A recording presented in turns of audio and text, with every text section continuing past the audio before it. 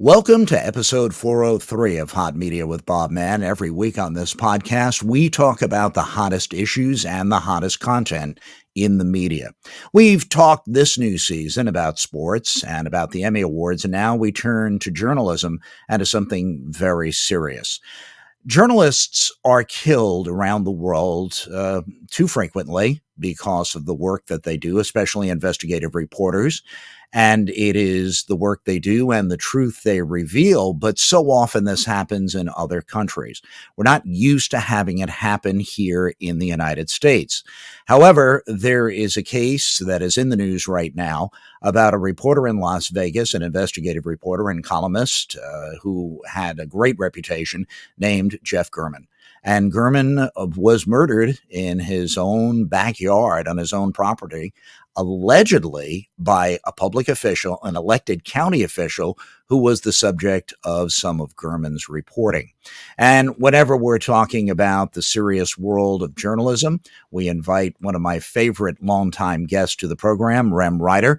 Rem is currently an adjunct professor of journalism at Widener University in Pennsylvania.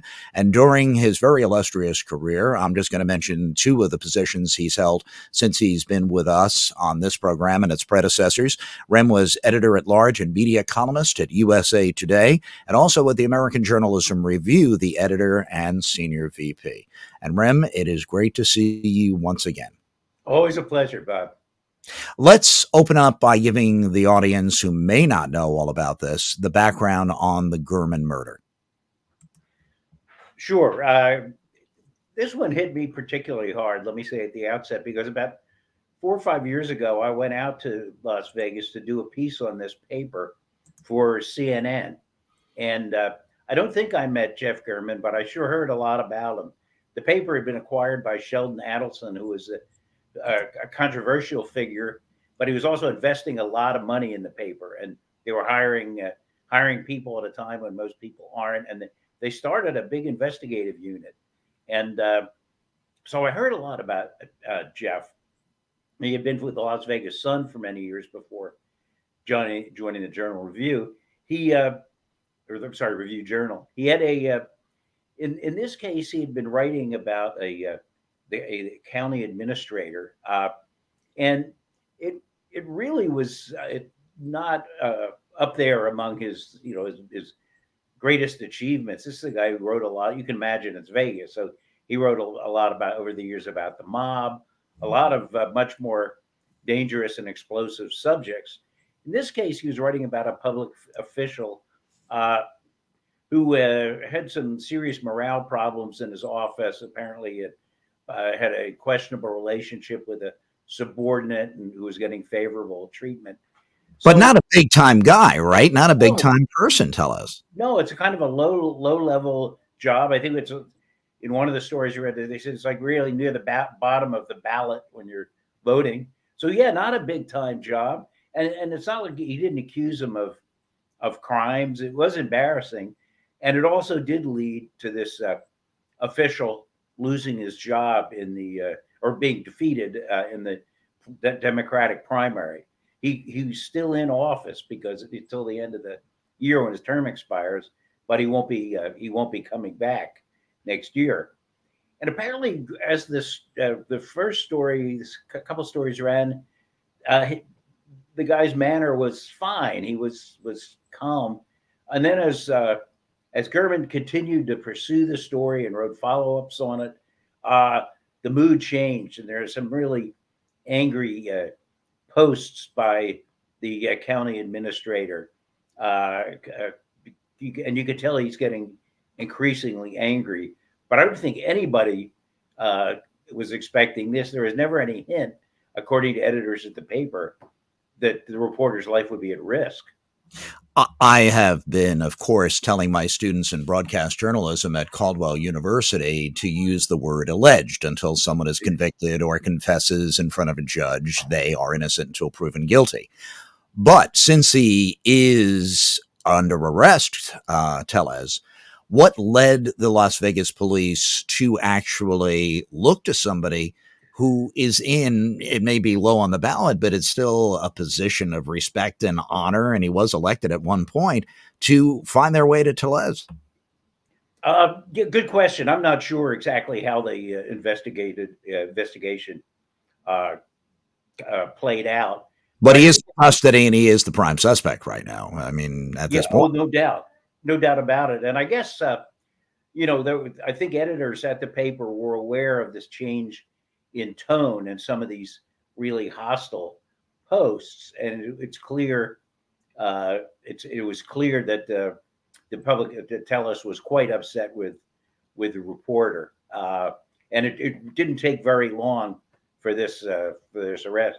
You're right. In the earlier coverage, right at the beginning, I remember reading it. You couldn't tell if it was a street crime maybe or some altercation, that unrelated to his work. But I guess with an investigative reporter and one who had done such tough work for so long, there was the question initially raised was there a connection? And as I said, it was very quickly that the arrest was made. In this medium of podcasting, true crime is the hottest genre that's out there, pretty much. It usually ranks very high near the top.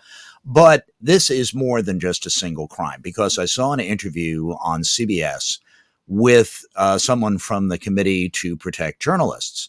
And they said, well, this is one isolated incident, not minimizing the life of Jeff Gurman, but, this is not reporters being killed en masse. And then the person from the Committee to Protect Journalists responded, yeah, but the threat level is up. The amount of threats, the level of hostility, the hot words, the vague threats, the overt threats are really increasing. And that is something very disturbing. I think that's right, and I think it's a byproduct of these years long assault on the press by Donald Trump.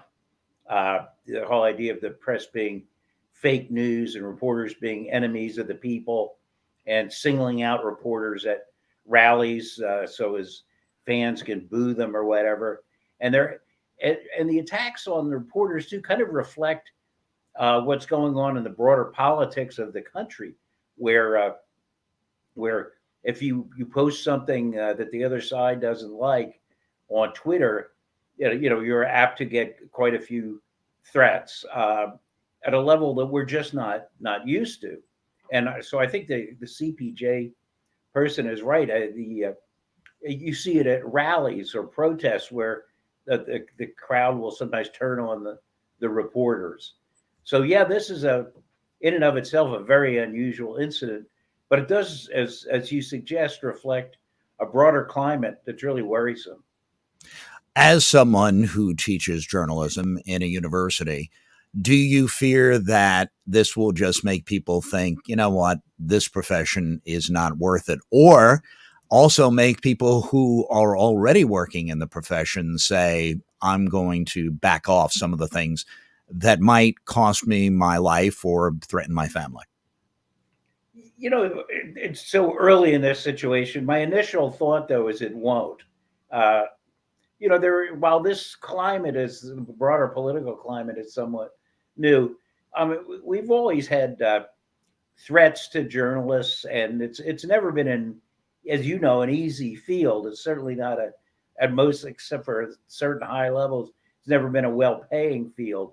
And in recent years, with the huge impact the digital revolution had on the news media, it's not the most secure, economically secure profession in the world. So I think an awful lot of people who are in the field or want to go into the field, they're pretty committed to journalism, and so I don't imagine a mass exodus from something like this. There's a lot more money in broadcast journalism than there is in print, but then again, is the commitment there to investigative journalism in broadcasting, podcasting, and places like that? Are the different media that deal in journalism different in terms of their commitment? We know that newspapers are in trouble. Is this something, this meaning investigative reporting, which could pass away if newspapers continue to pass away?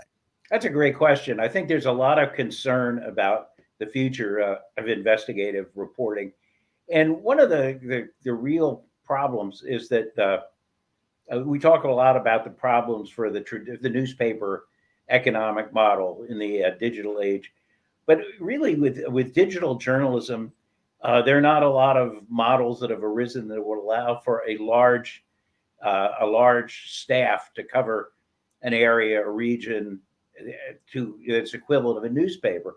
There are a lot of really good outfits doing regional reporting online, but usually they have pretty small staffs. And as you know, investigative reporting requires a lot of time and commitment. So it's one of the things that's evolving. But the era also brings a new spirit of experimentation. And like this is something that would have been unthought of years ago. But thanks to philanthropy, we have a really good investigative outfit online called ProPublica that does a lot of really good work, started by a wealthy family, and it's become quite successful. And one of the cool things they do is they do partnerships with local and regional news outlets. So they team up together to tackle important issues in the community. Well, I was shocked. We're recording this. We publish on Mondays now, by the way. For those of you who are listening to us, it's primarily an audio podcast. But if you watch us on YouTube as well, everything's published on Monday. But we are recording on the Friday before, which is September 16th. And I was shocked last night to see the story about the allegations against Brett Favre in Mississippi, allegedly misusing money that was targeted for poor people, some of the poorest people in the state. And you told me in an email this morning that a lot of that reporting was done by a .org, by a nonprofit that is doing journalism. So that's tell absolutely right.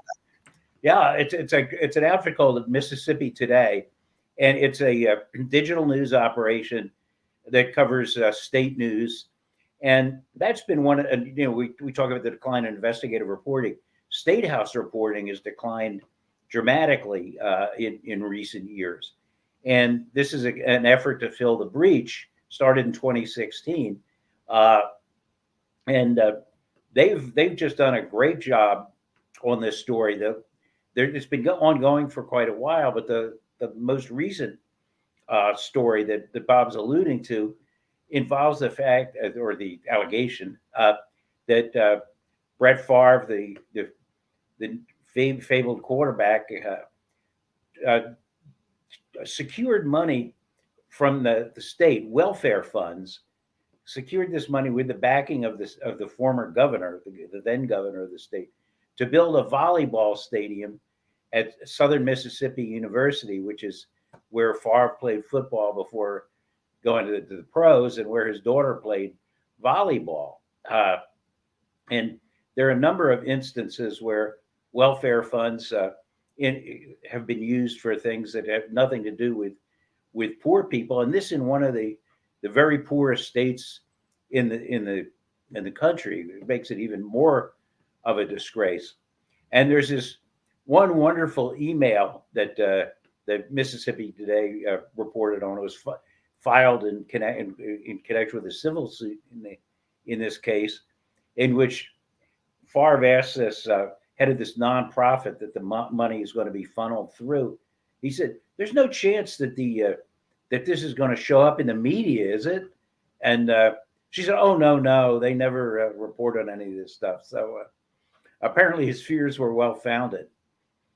I can't believe what people will actually put into a text.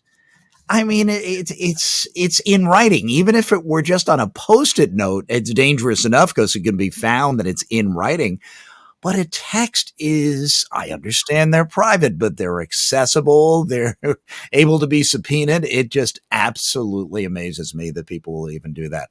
You're so right, and it happens over and over again. I learns. I know, January 6th, the investigations are full of them. It's absolutely amazing. Before we finish up, part of your introduction always is that you had been for years editor-at-large and media columnist for USA Today. And USA Today was an interesting concept when it started, a national newspaper in the United States, but it's now celebrating its 40th anniversary. So talk a little bit about your former employer. Well, it debuted long before I joined the staff there, but it really, if you go back 40 years, it really was a revolutionary development in journalism on a lot of levels. It was the brainchild of Al Newhart, the very flamboyant and creative character who ran Gannett for many years. And he had the idea of that we needed a national paper, not one like the New York Times or the Wall Street Journal, but one aimed really at travelers. Don't forget, this is way before the phone, the cell phone. This is something you'd have to stay up on the news when you're out of town, and it was very colorful. It used a lot of color photography. It was it tried hard to make news accessible. It wasn't sort of high minded and from the reading from the tablets. It had short stories. It had a lot No of jump graphics. pages. No What's jump that? pages. No jump Yeah, pages. right. It had short I stories. love that. And one of the things it was really important, it had a conversational tone and a lot of highlight boxes to make the stuff digestible. And in some ways, it kind of prefigured internet journalism. Uh, one of the cliches in the journalism, internet journalism, 5 takeaways from Biden's speech. Well, that kind of comes out of these highlight boxes that USA Today loved so much and were mocked so much by other journalists, and then almost all of these much mocked innovations were adopted by most of the industry.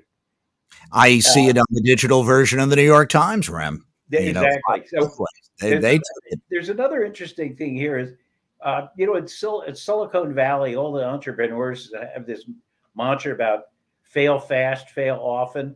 Well, sometimes failing fast isn't such a good idea. It took a while for USA Today to become profitable, but Newhart stuck with it probably because it was his baby. They lost money on it, and this is a company that was not famous for liking to spend a lot of money, but they stuck with it. They didn't fail fast, and they succeeded big over time. USA Today became the most profitable venture in the Gannett company.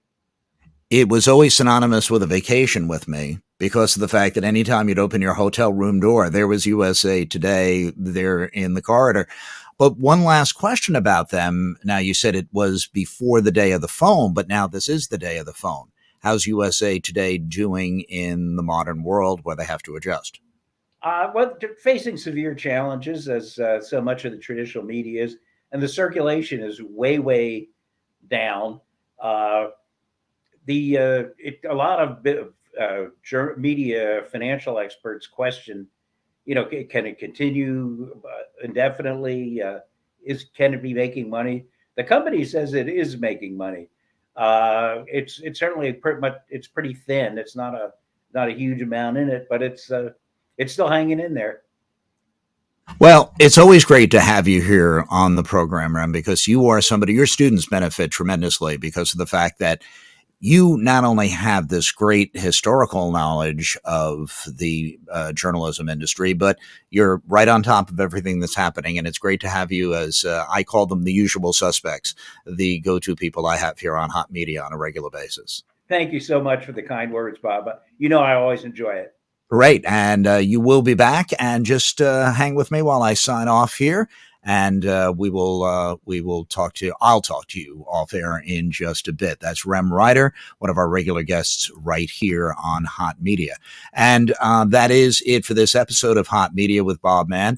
And we want to point out to you that Hot Media is a weekly podcast that now is published on Mondays.